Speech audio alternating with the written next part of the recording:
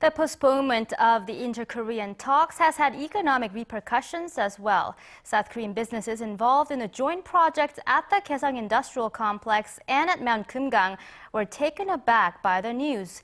Many of them hoped talks could be the first step towards restarting their operations. Our Connie Lee reports.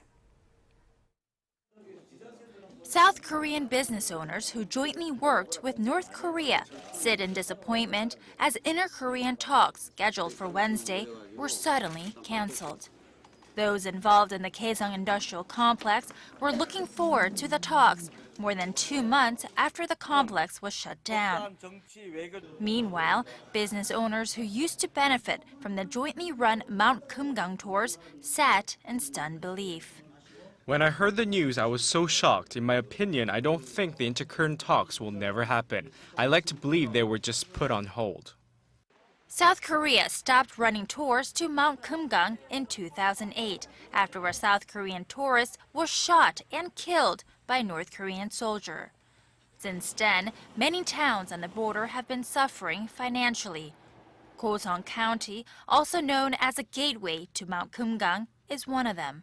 This is a town that tourists from South Korea have to pass to get to Mount Geumgang. But now 5 years after the South Korean government halted the tours, the town now looks like this, almost like a ghost town, with many empty shops and businesses like this one shut down and abandoned. Gaeseong County officials estimate a loss of about 174 billion won, or about $154 million in the 5-year period since tourism to Mount Geumgang stopped. More than 400 local businesses have since shut down. Park Wan-jun barely kept his business alive, selling sea urchins and the like, but he says he needs the tours to resume soon. I've gotten into debt over the past couple of years. If the tours doesn't resume soon, my business will go bankrupt. Gaeseong County officials say the tours will liven up the area once again.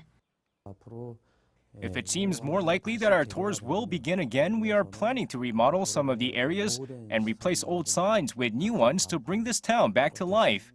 Connie Lee, Arirang News.